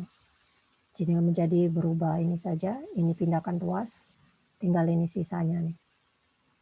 Nih. Sampai ke n-1 yang sama dengan 0, jadi tinggal n ini aja. Jadi fn ini tidak akan sama dengan 0. Ada interval di sepanjang X star untuk setiap titik X, di mana turunan ke N itu memiliki tanda yang sama. Yaitu ini. Jadi untuk setiap titik X star plus H dari interval ini, F turunan ke N dari X star plus theta H memiliki tanda F turunan ke N dari X star. Kalau N-nya genap, H pangkat genap per N star itu adalah positif. Tidak tergantung pada apakah H-nya positif atau negatif. Dan karenanya ini akan memiliki tanda yang sama dengan ini. Jadi yang ini, kiri ini pasti akan memiliki tanda yang sama dengan ini. Jadi X star akan merupakan minimum relatif jika Fn-nya positif dan maksimum relatif kalau negatif Fn-nya. F turunan ke N maksudnya. Kalau N-nya ganjil, H pangkat N per N faktorial berubah tanda sepanjang perubahan tanda dari H. Jadi tergantung dari H. Dan karenanya titik X star-nya bisa bukan merupakan maksimum atau tidak juga minimum. Maka titik ini disebut titik infleksi tadi. Sebutnya.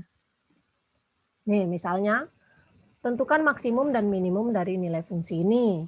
Karena turunannya sudah tahu, ya kan mudah. Turunan pertama dari bentuk ini, orang matematika sudah bisa tahu. Ini kemudian kita faktorkan sama dengan 0 di 1 dan di 2 ya kan. Turunan keduanya kita lihat 60 ini ya di X sama dengan 1, F double aksennya sama dengan min 60. Kalau kita masukkan turunan ini di titik ini tadi ya, X sama dengan 1, 2, 0 nih. Karenanya, karena negatif, maka maksimum relatif. Ya kan? Berarti F max-nya ada di sini. Kemudian di titik X sama dengan 2 positif, berarti minimum relatif negatif.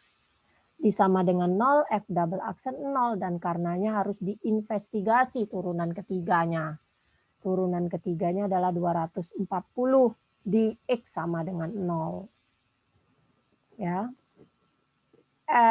Turunan ketiga dari X tidak sama dengan 0, ada nilainya nih 240. Di X sama dengan 0. Jadi X sama dengan 0 tidak maksimum dan juga tidak minimum. Ini adalah titik infleksi. Ya, jadi di X sama dengan 0 ada nilai gitu. Kita lihat turunan keduanya. Karena ini sama dengan 0. Kita lihat lagi. Tapi ternyata turunan ketiganya tidak sama dengan 0. Sesuai dengan yang tadi. Nih. Ya. Kalau dia tidak sama dengan 0. Ya. Oke. Bagian terakhir yaitu optimasi multivariabel tidak memiliki kendala. Nanti minggu depan baru kita lihat optimasi multivariabel yang kendalanya persamaan dan ketidaksamaan. Masih syarat perlu dan syarat cukupnya, kita lihat dulu ekspansi deret Taylor-nya. Nih, definisi diferensial ke R dari F ya. Jadi jika semua variabel semua turunan parsial dari fungsi F dengan orde R lebih dari sama dengan 1 ada dan kontinu di titik X star, maka polinomial ini dr orde ke R dari fx nih perkalian i hj, jadi sebanyak ijk sampai R summation ya, karena ini ada i, ada j, ada k nih. Ini d nih ya, diferensial ke R-nya, ini do R parsialnya dx, y, dan seterusnya. Yang disebut turunan ke R dari f di X star. Catatan bahwa akan ada R summation, sigmanya sebanyak R. Dan satu HI yang berhubungan dengan setiap summation itu. Sigma dalam persamaan 2.6. Misal kalau R-nya sama dengan 2 dan N sama dengan 3, berarti kita turunan keduanya nih akan ada 3 HI HJ. Ya, IJ saja. Nih dari nih, kuadrat XI, XJ. Berarti X1 kuadrat, X2 kuadrat, X3 kuadrat, gitu kan, karena ini 1, 2, 3, tambah 2, H1, H2 ini dari deret Taylor ya, ekspansi deret Taylor, turunan X1, X2, ya, X2, X3, X1, X3. Itu penjabarannya. Ya. Ekspansi deret Taylor dari fungsi fx di titik x star itu rumusnya ini kan. Ini df setengah, seperdua faktorial, sepertiga faktorial, dan seterusnya. Yang kita lihat sisanya ini adalah nih residunya atau remindernya seper n plus 1 d n plus 1 fx star plus delta h. Dengan hanya adalah x min x star. Ya. Kemudian kalau ada soal diminta menentukan aproksimasi dari Taylor orde kedua, ya, aproksimasinya dari fungsi ini di titik x star, maka aproksimasi dari Taylor orde kedua dari fungsi di titik x star adalah f df setengah ini, ya kan, sampai sini. Kenapa 102 ya, ini tadi diketahui. Ya. Nah, F102 pin 2 masukkan ke fungsinya. Nih fungsinya, masukkan nilainya. Nilai ini X1, ini X2, ini X3. Ya. Dapat ini. Ini DF, F berarti tadi kan DF.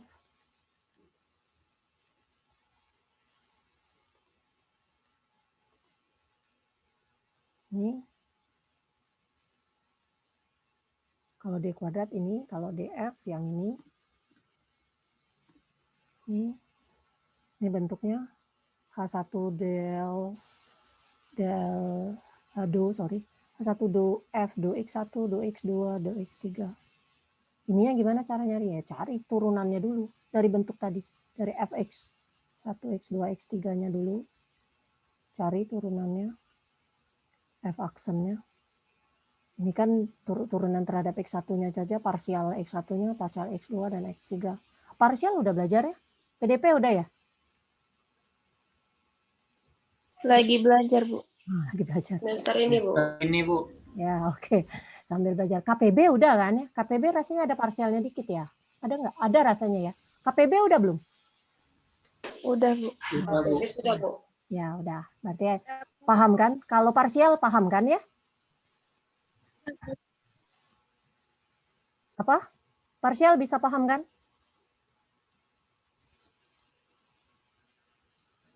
Bisa kan? Kalau parsial tahu kan? Diturunkan terhadap siapanya tahu kan? Ya enggak? Ada yang bisa menjawab? Bisa kan? Menyelesaikan turunan parsial?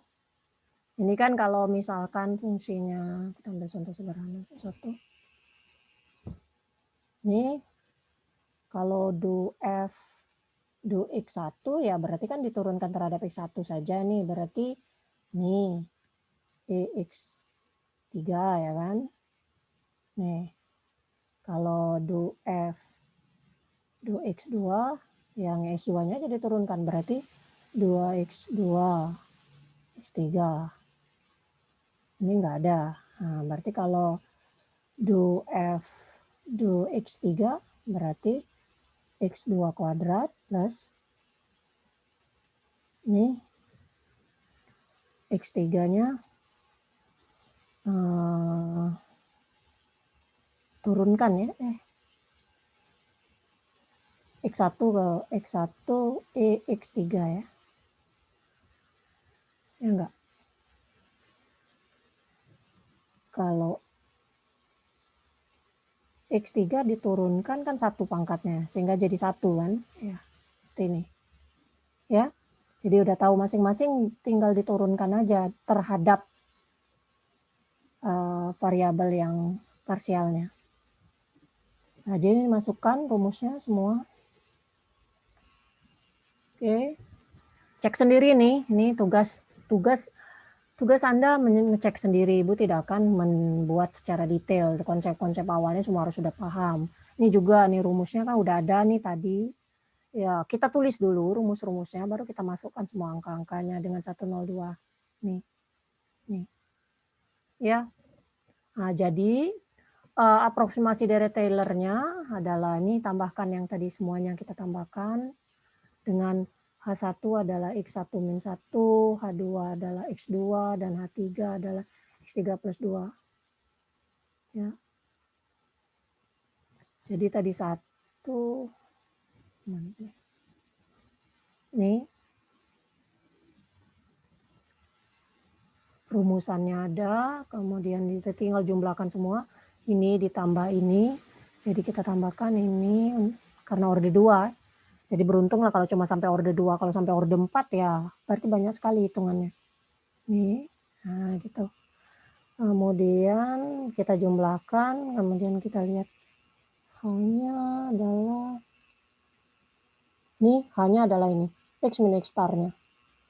Ya kan, berarti X min 1, kemudian X sama dengan 0, tadi hanya X sama dengan X2, dan min 2 tadi plus berarti. Nah ini ya.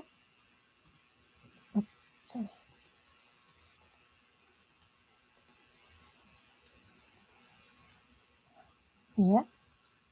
Tadi kan H adalah X min X star. X star kita tadi adalah 0, 1, dan min 2. Sehingga jadi X H sama dengan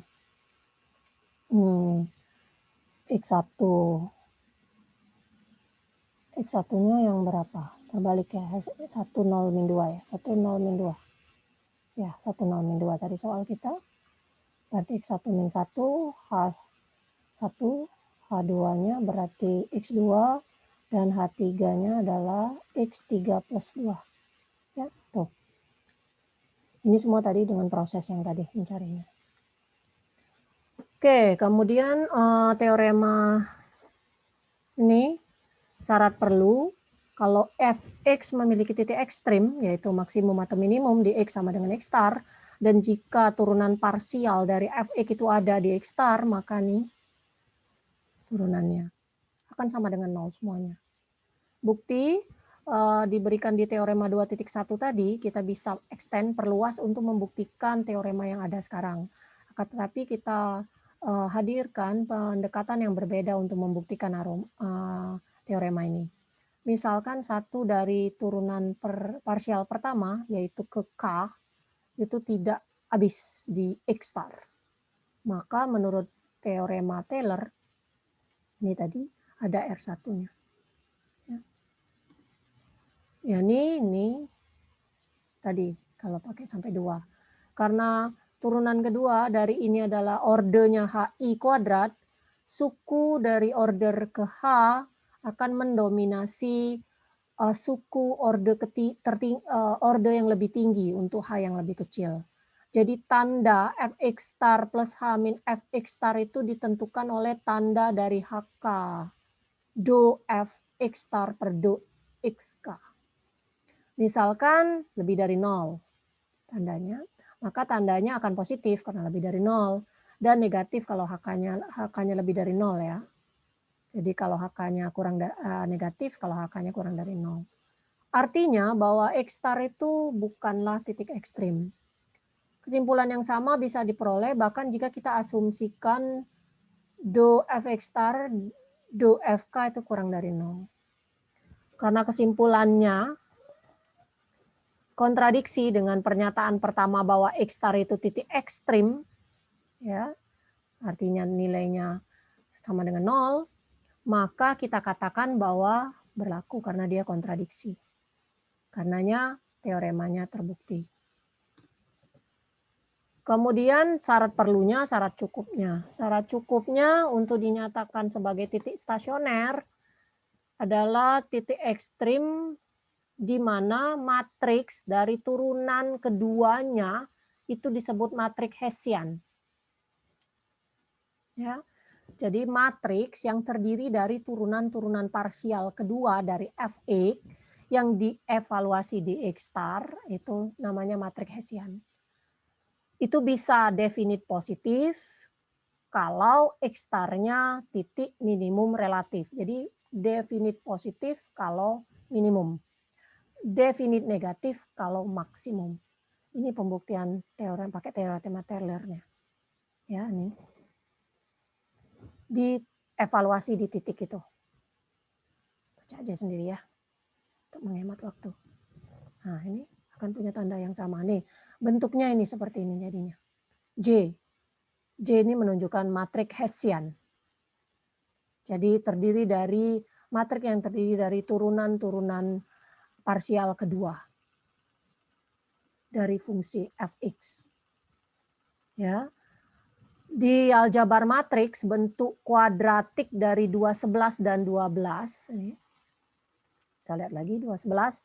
Nih 211 dan 212 ini ya. Itu akan positif untuk semua H jika dan hanya jika matrik Hessiannya definit positif.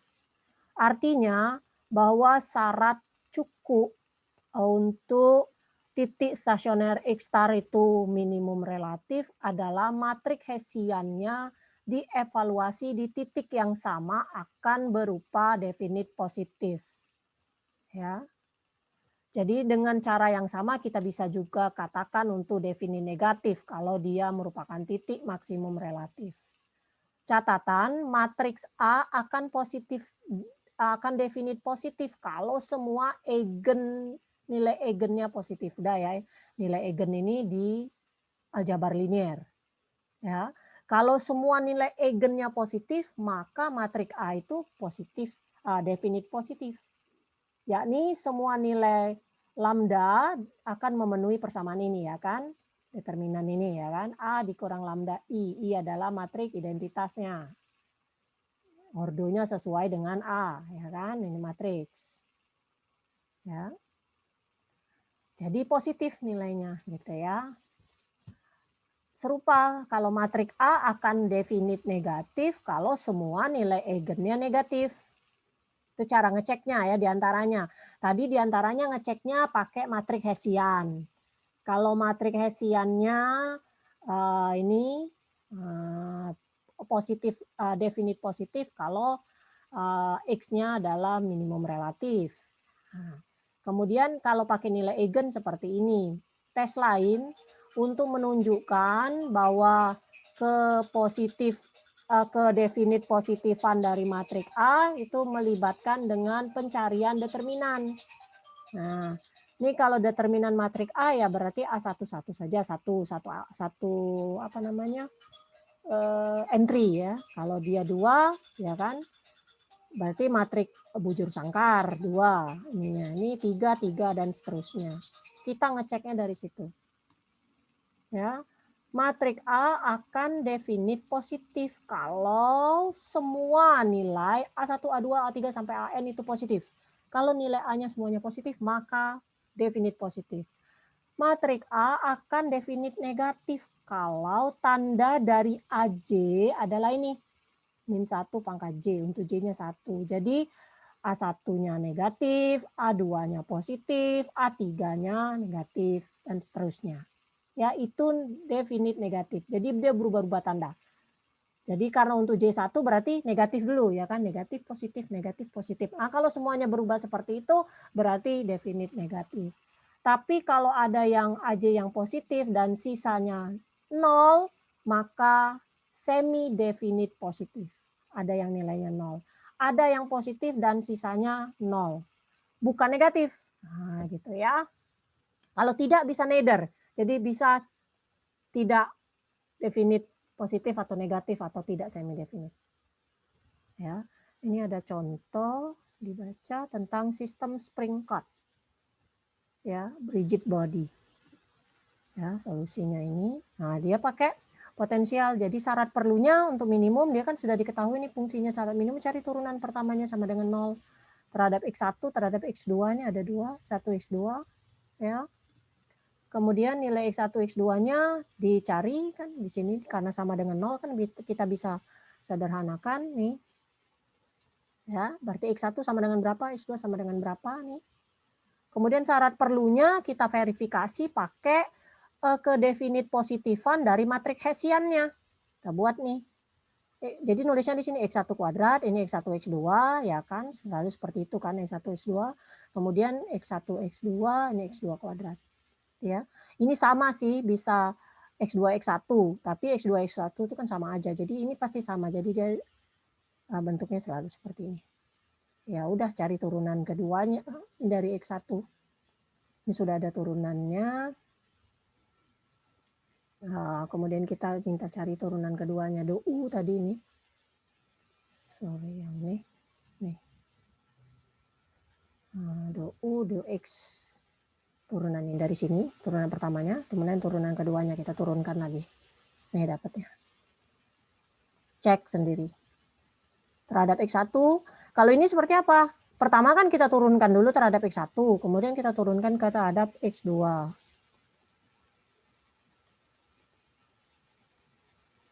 Nih, kalau U, do X1 ini adalah K2 X1 ya kan. Ini ditambah K3 X2 min X1 dikali min ya. Min. Ya, min. Karena ini min X1 menjadi min. Nah, gitu kan. X1 nggak ada, di sini nggak ada. Nih, ini sudah ada. Jadi ini turunan keduanya, ini turunkan lagi. Do kuadrat U, do X1 kuadrat. Nih, kita turunkan lagi. Terhadap X1 berarti tinggal K2 plus K3. Nah, nih. Ya. Kemudian kalau do X1, do X2, nih do X1-nya do kuadrat U, do X1, do X2, dari bentuk ini diturunkan terhadap X2, berarti tinggal ini min K3. Kemudian do kuadrat U, do X2 kuadrat, ini, yang ini. Ini kalau mau nyoba X2, X1 juga pasti sama.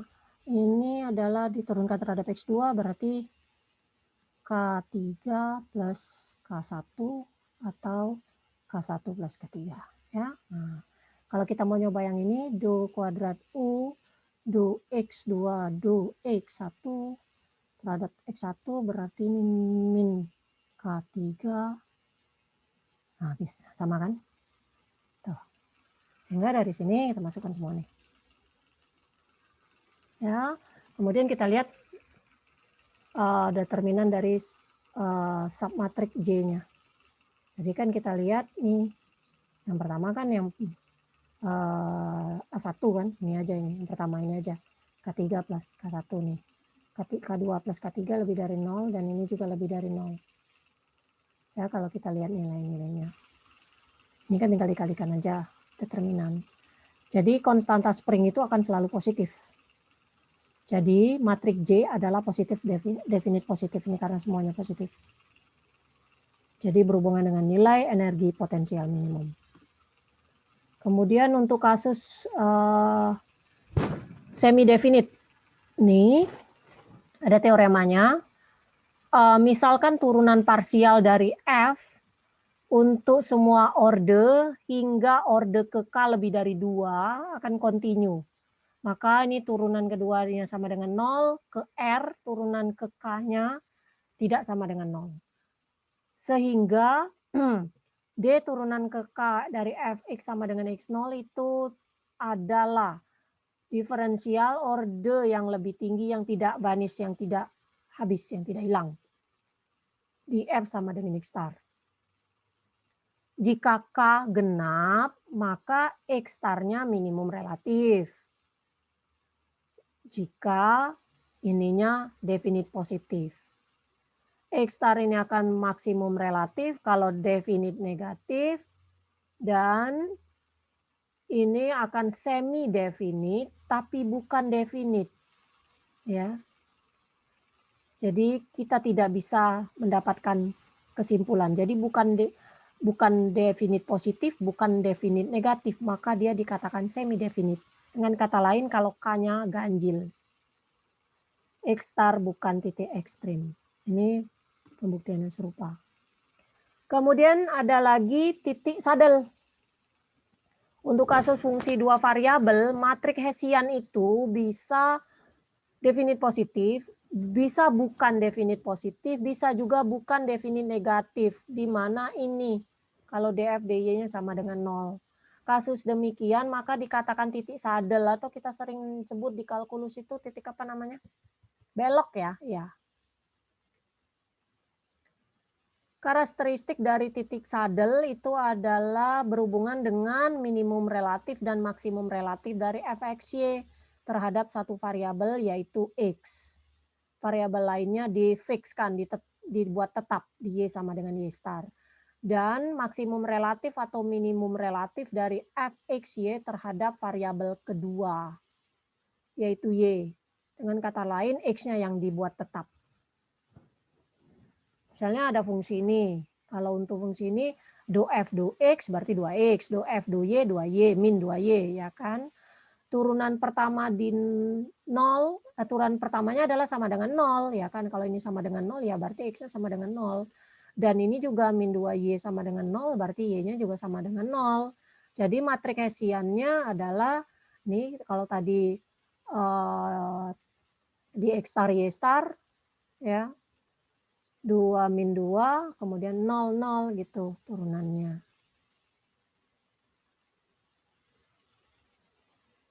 Oke, karena matrik ini tidak positif dan juga tidak negatif, kalau kita lihat ini 2, nanti pertamanya kan 2, kemudian satunya lagi adalah min 2 ya, min 4, negatif. Matrik Hessiannya ini kenapa? Bukannya 0 ya, turunan pertamanya 0, turunan keduanya ya do kuad, oh ya turunan keduanya 2 ya, sorry. Ini 2 dan turunan keduanya juga min 2 nih, 2 min 2 0 0 ya. Karena matrik ini tidak positif atau tidak negatif, kalau kita cari J-nya ini 2, J1, J2-nya adalah min 4, min 0, min 4 X. Ini positif ini negatif. Kenapa? Oh, karena ininya sama-sama 0, tapi di sininya matrik ini tidak definit positif atau negatif. Titik X star sama dengan 0 dan Y star sama dengan 0 adalah titik saddle-nya. Fungsinya ditunjukkan di gambar berikut ini. Bisa dilihat bahwa fx y star sama dengan fx 0 punya minimum relatif dan fx star y punya maksimum relatif di titik saddle. Titik saddle bisa ada untuk fungsi dari lebih dari 2 variabel. Ini kita lihat gambarnya. Tuh. Contohnya kalau titik ekstrim ini lagi kamu cari turunan pertama, turunan keduanya, kemudian ini pasangan titiknya. Lihat sendiri turunan keduanya. Ini matrik Hessiannya. J1-nya ini dan J2-nya ini. Nilai J1 dan J2-nya bisa seperti ini. Untuk keempat titik dicek sendiri. Cek sendiri ini ya. Kenapa dia saddle, kenapa dia indefinite. Jadi kalau tidak positif tidak. Nih kalau plus min itu indefinite ya. Kalau plus plus positif ya.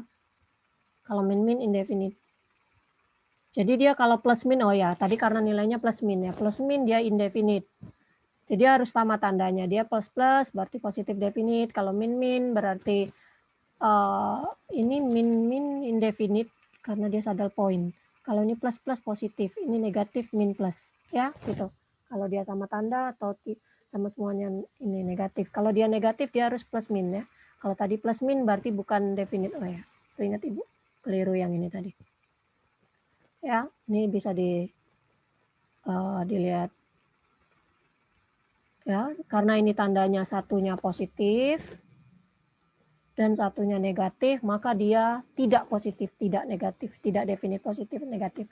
Dia katakan positif kalau semua positif, dan dia dikatakan negatif kalau semuanya negatif ya. Nih. Ya, ini kalau negatif dulu. Kalau dia negatif, baru positif, baru dia definite negatif. Oke, kalau untuk pangkat ganjil ya pasti negatif. Itunya positif, ya kan tadi. Min 1 pangkat C. C-nya 1 sampai seterusnya. Ini definite negatif. Kalau tidak seperti itu berarti dia indefinite. Bisa kamu lihat dari masing-masing ini. Masing-masing titiknya. Gimana cara mencari titiknya? Cari turunan pertamanya, kemudian masukkan ke nilai fungsi. Nih. Ini kan dapat satunya, ini berarti kan satunya X1-nya sama dengan 0, kemudian 3X1 sama dengan min 4, X1 sama dengan min 4/3. Berarti kalau X1-nya sudah dapat, X1-nya 0, X1-nya min 4/3, X2-nya 0, kemudian 3X2 sama dengan min 8, berarti X2-nya sama dengan min 8/3. Nah, itu. Nah, masing-masing titik ini dicari pasangannya. Kalau X1-nya 0, X2-nya berapa? Satunya ini, X2-nya 0, X1-nya berapa? Nih, didapat nih. Ya. Untuk mengetahui kealamian dari titik ekstrim itu, kita perlu pakai syarat cukup, berarti kita cari turunan keduanya, parsialnya dari bentuk ini tadi. Nih, salah satu saja turunan kita cukup cari do kuadrat F do X1 kuadrat, do kuadrat F do X1 do X2, bisa pakai persamaan yang atas atau yang bawah, karena hasilnya pasti sama, dan do kuadrat F do X2 kuadrat. Sehingga dapat ini. Ya, masukkan ke matriks Hessian. Cek semua titik itu. Nilai J1, nilai J2-nya, kealamian J-nya, dan kealamian X-nya. Kalau indefinite saddle point, nilai Fx-nya berapa? Oke? Oke, cukup materi hari ini. Jadi Ibu summarize sedikit. Ibu simpulkan dari 1-5 bahwa kamu sudah mampu mengklasifikasikan masalah